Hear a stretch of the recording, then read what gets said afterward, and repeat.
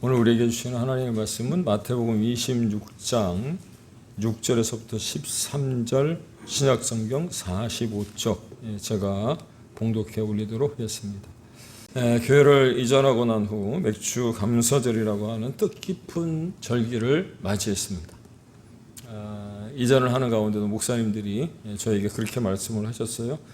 2024년 하반기를 맥주 감사절로 의미 있게 맞이할 수 있고 보낼 수 있게 된 큰 사랑 교회를 축복한다. 이런 인사를 제가 받았던 것 같은데 그렇습니다. 오늘이 바로 2024년에 맞이하는 맥주 감사절이죠. 그래서 우리 옆 사람에게 한번 인사했으면 좋겠습니다. 모든 것이 다 하나님의 은혜입니다.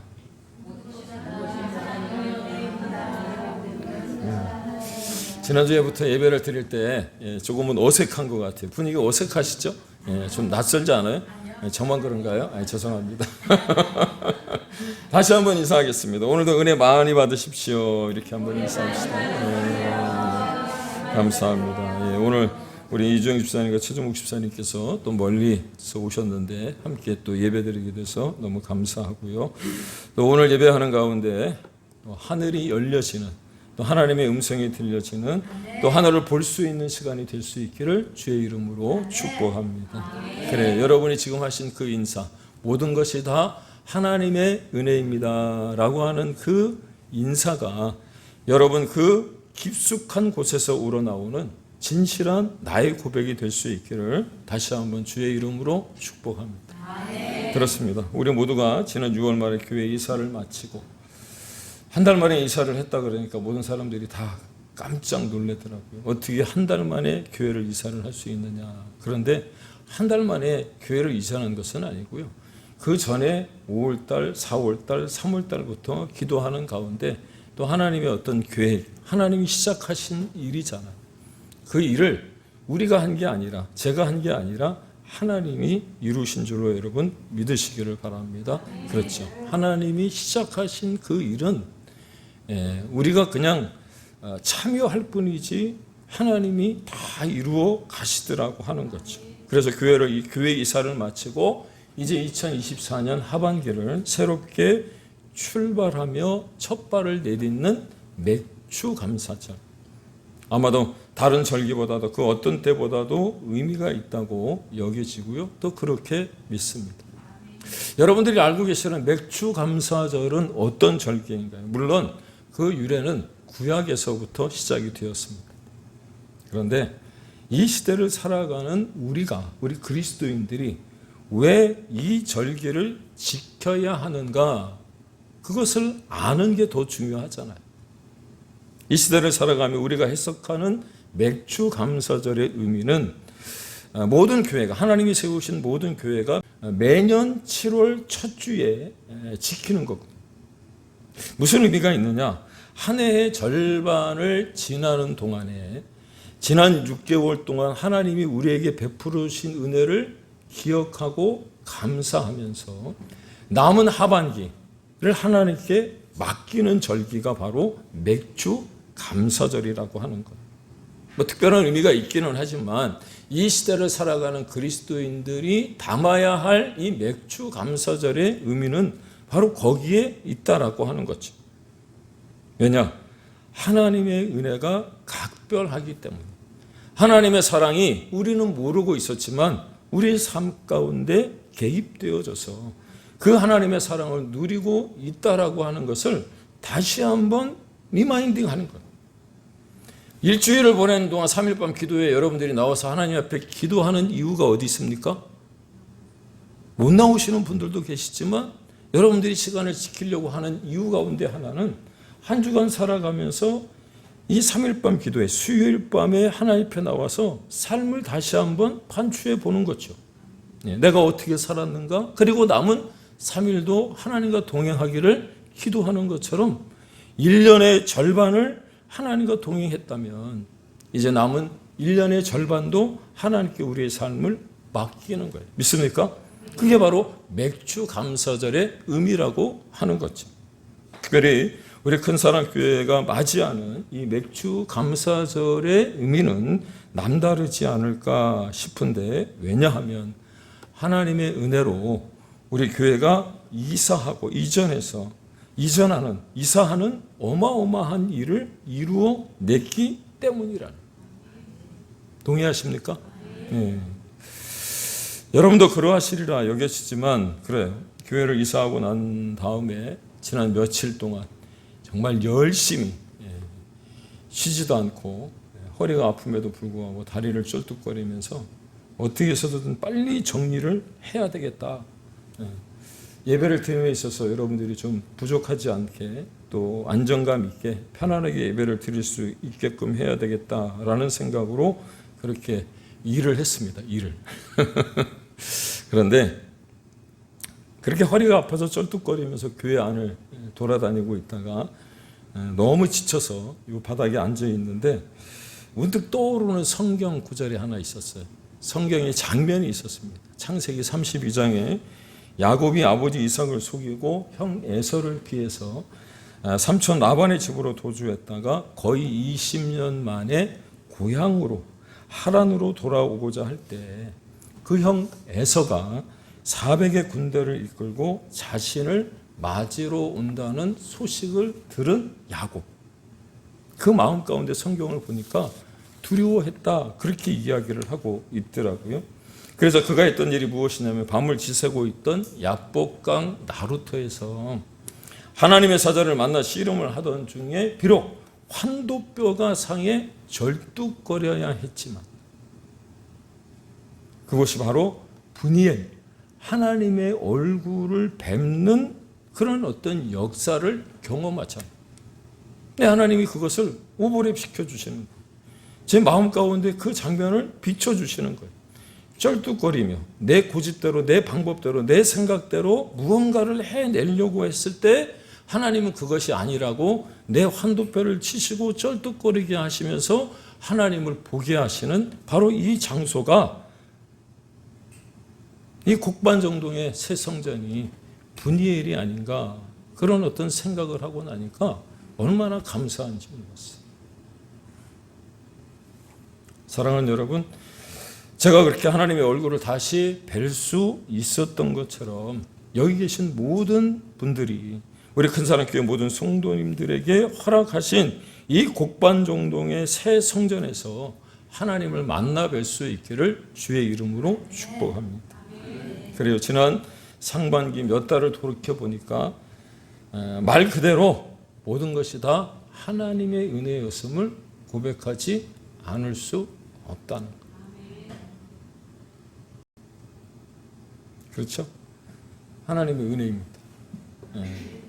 바라기는 제가 하나님 앞에 엎드려 기도할 때 성령을 따라 행하는 것이 우리 교회에게 원하시고 우리 성도님들에게 원하시는 사실을 알았던 것처럼 그렇게 하반기는 성령을 따라 행할 수 있는 우리 모두가 되어진다면 모든 것이 다 하나님의 은혜였다라고 하는 그 고백이 하나님 앞에 연락되어지고 또 하나님이 흠양하시게 되는 줄로 믿습니다. 그러면서 지난주 맥주 감사절 오늘 본문을 위해서 오늘 말씀을 위해서 본문을 찾는 중에 두 가지가 생각이 나는 거예요. 첫 번째가 무엇이었느냐면 에서를 만나는 야곱에게서 어떤 냄새가 났을까? 여기 앉아서 환도뼈가 위갈되었던 그 야곱이 하나님의 사자와 씨름을 하고 난 이후 자기의 생각과 방법과 어떤 그 모든 것들을 내려놓고 승리한 이후에 이제는 야곱이라 부르지 말고 이스라엘이라고 부르라 하신 그 하나님을 만나고 난 후에 에서를 만나게 되었는데 에서를 만나는 그때 야곱에게서는 어떤 냄새가 났을까? 그런 생각이 드는 거예요. 여러분들은 그런 경험이 없으시겠지만 저는 노숙자들하고 지낸 적이 있습니다. 영등포에서 서울역에서. 그런데 혹시 노숙자분들에게서 어떤 냄새가 나는지 아십니까? 그 옆에서 자면은 냄새가 나요. 어떤 냄새가 날까요? 술 냄새? 담배 냄새? 땀 냄새? 아니요. 찐 노숙자들에게서 나는 냄새는 흙냄새가 납니다. 흙냄새가 나요. 쾌쾌한 흙냄새. 그런데 하나님의 사자와 밤새 씨름을 하던 야곱에게서, 에서를 만나는 야곱에게서 어떤 냄새가 났을까? 흙냄새? 땀냄새? 아니요. 환도뼈가 위골되어 쩔뚝거리며 에서를 만나던 그 순간 야곱에게서 난 냄새는요, 하나님의 거룩한 향기가 나지 않았을까? 그런 생각이 들더라고요. 왜냐하면 혈기등등해서 자신을 속이고 라반의 집으로 도망갔던 야곱을 만나면 죽이려 했던 그 에서가 야곱을 만나는 순간 순한 양같이 변하거든요. 그렇습니다. 우리에게서도 그런 하나님의 거룩하고 정결하며 순전한 향기가 드러날 수 있기를 주의 이름으로 축복합니다. 두 번째 생각난 것이 무엇이냐면, 지난주 설교 끝에 여러분들 말씀드렸던 것, 그리스도인에게서 드러나는 그리스도의 향기, 생각나시나요? 그렇다면 저와 여러분에게서는 어떤 향기가 뿜어져 나올까요? 냄새입니까? 아니면 어떤 거룩한 향기입니까?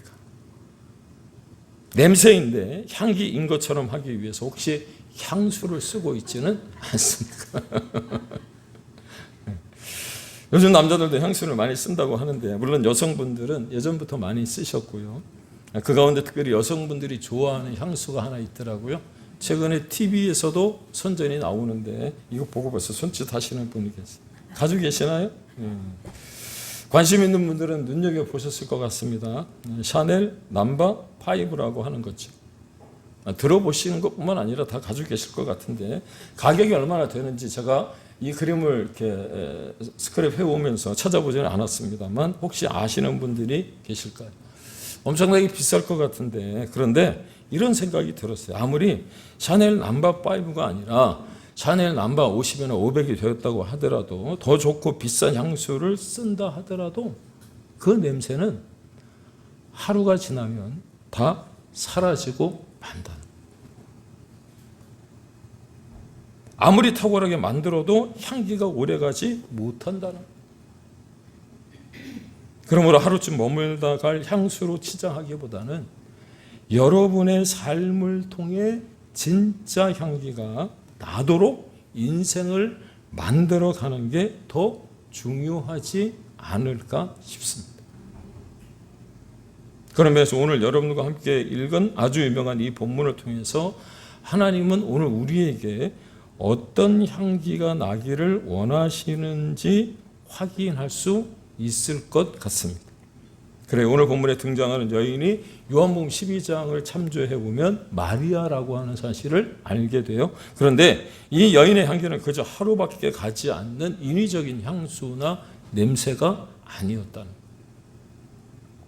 본문이 그렇게 말씀하고 있는 것처럼 복음이 전해지는 곳마다 그 향기가 기억되고 전해지더라고 하는 거죠. 평생 정도가 아니라 지금 이 순간에도 복음이 전해질 때마다 전해지는 곳에서 이 여인의 향기가 전파될 것이라고 그렇게 기록되어져 있는 거예요. 아무리 좋은 향수를 쓴다고 하더라도 하루를 못 갑니다. 아무리 비싼 향수로 몸을 샤워해도 진정한 인생의 향기는 드러나지 않는 거죠. 그렇다면 우리에게도 진짜 향기가 나기 위해선 어떻게 해야 되는가? 오늘 본문이 마태복음에는 나와 있지 않지만 요한복음에 보면 이 요한복음 12장에 이 사건이 등장을 하는데, 12장 앞에 요한복음 11장에는 죽었던 나사로가 살아나는 장면이 나와요. 무슨 말이냐면 마리아의 오빠였던 나사로가 죽었다가 죽은 지 나흘 만에 살아나는 장면, 그 뒤에 요한복음 12장에 이 향유 부음의 사건이 기록되어져 있더라고 하는 거죠. 최근에 안 좋은 사건과 사고들이 갑자기 많이 일어나면서 드는 생각 가운데 하나가 무엇이냐면, 방송에서도 그렇게 이야기를 하더라고요. 출근한 아빠나 아들이나 가족이 안전하게 집으로 돌아오는 것만으로도 감사하다는 생각이 드는 때가 바로 지금이라는. 그렇잖아요. 아침에 방긋 웃고 인사하고 나갔는데 저녁에 강간무소식일 때 얼마나 걱정이 됩니까? 그 사건과 사고 속에 우리 가족이 포함되어 있다면, 그렇죠, 청천벽력 같은 어떤 소식이 아닐 수 없는데, 그런데 병이 들었다가 죽은 지 나흘이 되었던 가족이 그 누군가가 살게 하였다면, 그 누군가로 인하여서 살게 되었다면 얼마나 감사하고 고마웠을까. 마리아가 그랬던 것 같아요.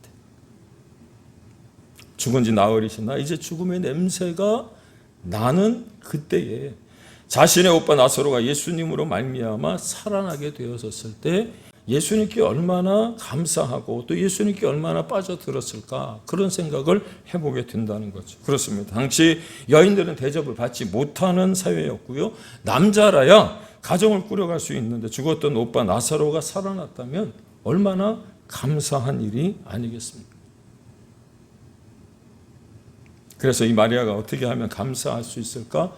어쩔 줄 몰라 하고 있을 때 어떻게 하면 예수님께 고마움을 전할까 아마도 고민하지 않았을까요? 그러다가 자신이 가지고 있는 가장 귀한 향유 옥합을 주님께 드려야겠다고 생각한 거예요. 그런데 이미 여러분들이 이 본문을 많이 다른 목사님들을 통해서 들으셨던 것 알고 있습니다. 많은 목사님들이 이 본문을 설교할 때 마리아가 시집 미천으로 장만한 향유라고 그렇게 얘기하죠. 틀린 해석은 아닙니다. 그런데 예수님이 이제 십자가에 달릴 것을 이미 알고 있었던 마리아였다는 생각을 해본다면 시집 미천으로 이 향유를 준비한 것보다는 예수님을 위해서 준비했던 것 아닌가, 한편으로 그런 생각도 들어요. 어쨌거나 같이 3년 이상을 동고동락했던 그 제자들도 그 사실을 인지하지 못했는데 마리아는 자신을 위해 준비했던 것을 주님을 위해 바로 이 순간, 이때 써야 된다는 것을 캐치한 거죠. 미루지 않았다라고 하는 거예요. 망설이지 않았다는 거예요. 그렇습니다. 우리가 이미 아는 것처럼 그 가치가 300데나리온, 지금의 돈으로 환산을 하면 보통 한 2,500만 원에서 3,000만 원 정도의 가치가 나가는 향유라고 하잖아요. 그런데 그 가치가 어마어마한 향유를 주님을 위해 주저함 없이 사용해 버렸다는 거예요. 왜냐? 요한복음의 내용으로 볼 때 제가 해석하기에 감사하니까, 고마우니까, 사랑하니까. 무엇 때문에? 죽었던 오빠가 예수님으로 말미암아 살아났잖아요. 이제는 모든 것이 다 끝났다고 생각이 들었는데 예수님이 오셔서 그 죽었던 오빠를 살려 놓으니 고마울 수밖에 없는 거죠. 사랑할 수밖에 없는 것 아닙니까? 감사할 수밖에 없는 것. 그래서 무엇보다도 감사하면 우리의 인생을 진짜로 바꿀 수 있는 줄로 여러분 깨닫기를 바랍니다. 감사하면 우리의 인생 가운데 얼마나 큰 영향력을 미치는지 우리는 모르지만 감사할 때마다 그 인생이 달라지더라고 하는 거예요. 따라서 감사라고 하는 것을 여러분 미루지 않기를 주의 이름으로 축복합니다. 네. 지난번에도 그런 말씀을 드렸잖아요. 기회가 왔을 때 잡아야 된다는 거예요. 기회를 사셔야 된다는 거예요. 왜? 때가 악하기 그지없기에 세월을 아끼는 방법이 뭐예요? 바로 기회를 놓치지 않아야 된다. 동의하십니까? 그런데 우리는 감사합니다, 고맙습니다, 수고하셨습니다, 애썼습니다, 이런 말 잘 못하잖아요. 왜요? 한국 사람들이 다 그런 것 같아요. 그냥 지나치는 경우가 많다. 알겠지, 알 거야. 그래서 아내한테도 사랑합니다, 그런 말 한다는 게 좀 어색하잖아요. 경상도 남자들은 더 못한다면서요. 그런데 오늘 본문에 가지고 있는 속 깊은 의미가 무엇이냐면 감사는 어떤 특징을 가지고 있는가, 그 이야기를 하고 싶은 거예요. 오늘 말씀 7절에 보니까 한 여자가 매우 귀한 향유 한 옥합을 가지고 나와서 식사하시는 예수님의 머리에 부었다 말씀하거든요. 그렇습니다. 감사할 줄 아는 사람, 감사를 표현할 줄 아는 사람은 자신에게 있어서 가장 귀한 것까지 내놓을 줄 아는 사람을 말하더라. 있습니까? 네. 그게 보통 사람과 다르더라고 하는 거예요. 진짜 감사할 줄 아는 사람은 내게 있는 가장 소중한 것. 그래서 아브라함에게 하나님이 시험할 때 내 독자 이삭을 하나님께 제물로 바치라고, 번제로 바치라고 하는 어떤 시험도 주시잖아요. 왜? 가장 귀한 것, 그것을 내놓는데 고민하지 않는 사람이 감사할 줄 아는 사람, 진짜 감사할 줄 아는 사람. 왜? 정말 감사를 느끼니까, 정말 고마우니까, 정말 사랑하니까. 그래서 자기에게 귀한 것 내놓는 데 있어서 절대로 아까워하지 않는 것. 여러분 한번 생각해 보세요. 지금은 뭐 향수라고 하는 게 뭐라고 그럴까요? 이렇게 많은 사람들에게 이렇게 보편화되어져 있지만 당시의 여인들에게 있어서 향유는요 마지막 보루였답니다. 그만큼 귀한 거죠. 그런데 그것을 주님을 위하여 내놓는데 아낌없이 내놓았다. 그런데 말입니다. 우리가 감사하려고 하면 우리의 감사를 막는 적이 있더라는 거예요.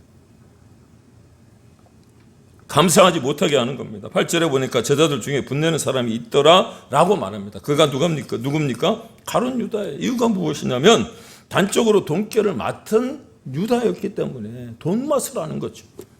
돈이면 무엇이든지 다 할 수 있다는 것을 생각한 욕심이 발동된 거예요.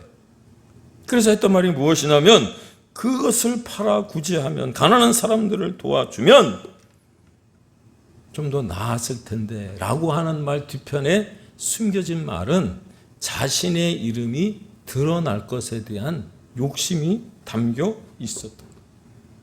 소위 제사에는 관심이 없고 제밥에만 관심이 있다는 우리말이 생각날 정도. 그래요? 우리의 감사를 가로막는 적이 무엇입니까? 욕심. 오병이의 사건. 5,000명이 먹고 12광주리가 남는 기적이 어디서부터 일어났느냐면 어린 아이가 싸온 도시락, 작은 도시락. 물고기 2마리, 보리떡 5개, 이거 내가 먹으면 부족하다 생각하는 그 아이의 욕심이 거기에 들어갔다면 그것을 내놓지 못했을 것 같은데 그 아이가 이것이 얼마나 되겠삼나이까. 그리고 어떻게 해요? 주님 앞에 드렸더니 오병이어의 기적이 나타나. 누군가 그런 말을 했더라고요. 하나님이 못하시는 게 딱 하나 있답니다. 앞에 화면에 보이십니까? 이게 무엇이냐면 사람의 욕심이 너무 많아서, 사람의 욕심이 너무 높아서, 사람의 욕심이 너무 커서 하나님도 그것은 채울 수 없다. 생각해 보십시오. 우리에게 욕심이 얼마나 많을까요? 그래서 우리는 그 욕심 때문에 이미 많은 것을 가지고 있음에도 불구하고 불평의 말을 끊어버리지 못할 때가 얼마나 많은지 모릅니다. 내가 이동할 수 있는 차가 있음에도 불구하고 남들이 타고 다니는 더 좋은 차가 있었으면, 내가 안전하게 집에 들어와 누울 장소가 있음에도 불구하고 조금 더 큰 집에 살았으면, 그러나 저와 여러분의 입술에서 불평을 그치고 그 마음 깊은 곳에 자리하고 있는 욕심을 끄집어낸다. 할렐루야.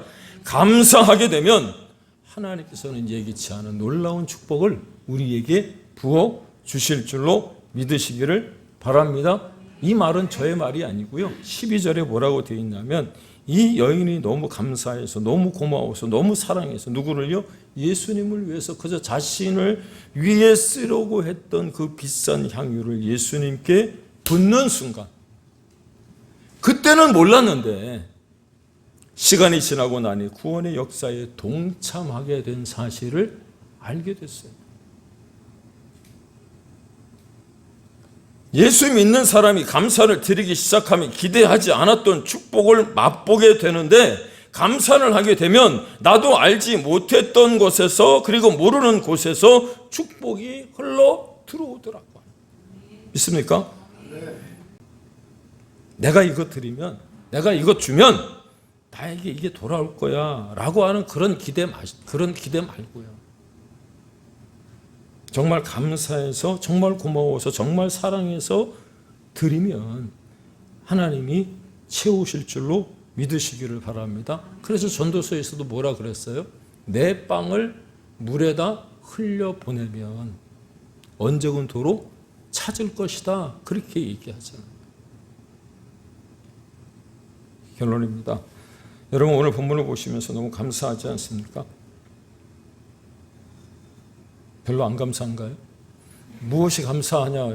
여러분도 생각 가운데 있을 것 같은데, 그렇게 물어보실 분들이 마음 가운데 있을 것 같은데, 무엇이 감사하냐면, 제가 지금 여러분에게 그 어떤 것을 기대하지 않고 정말 여러분에게 하나님께 감사하면, 아니 하나님께 감사하는 것이 마땅함에도 불구하고 오늘 본문을 통해서 하나님의 놀라운 축복을 받는 비결을 가르쳐주고 있으니까 감사한 거죠.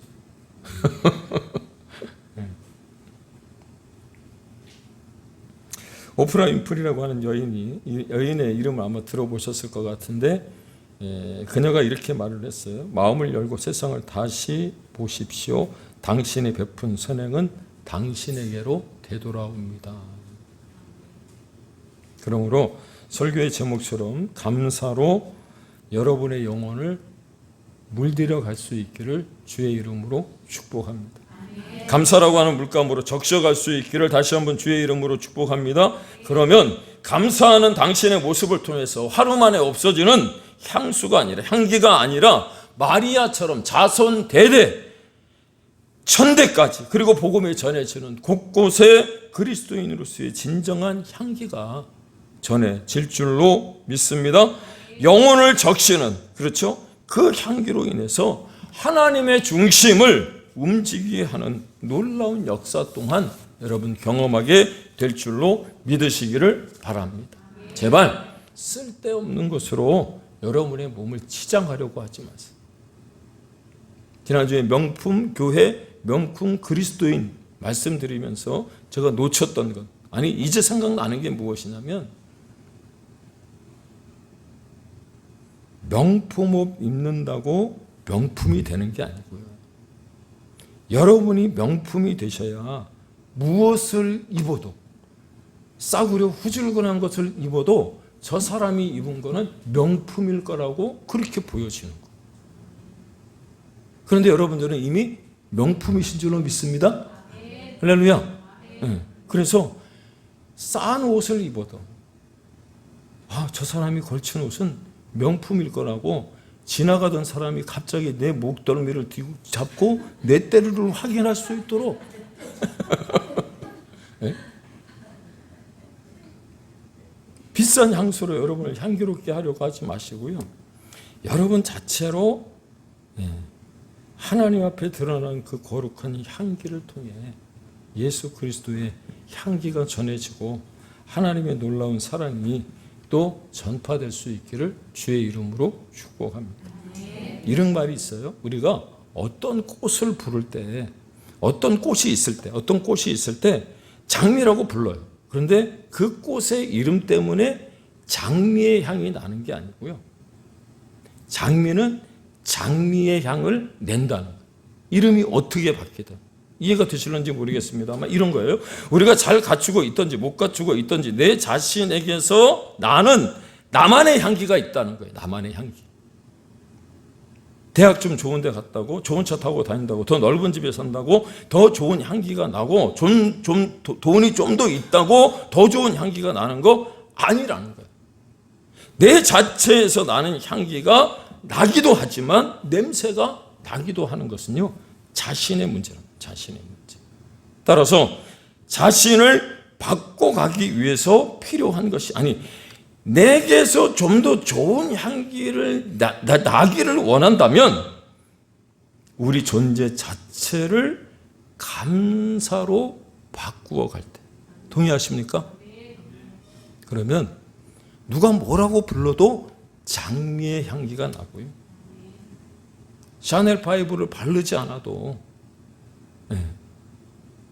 그 향기가, 여러분의 향기가 복음이 전해지는 곳곳마다 마리아의 그 향유 옥합이 전해지는 것마다 것처럼 여러분 전해지게 되는 줄로 믿습니다. 따라서 여러분 스스로의 이름이 어떠하든지 여러분의 향기를 하나님 앞에서, 사람 앞에서 드러내느냐 그렇지 못하느냐가 더 중요하다는 사실을 깨닫고, 이 맥주 감사절을 통해 우리의 영혼이 감사로 더욱 진하게 물들여지고 적셔질 수 있기를 주의 이름으로 축원을 드립니다.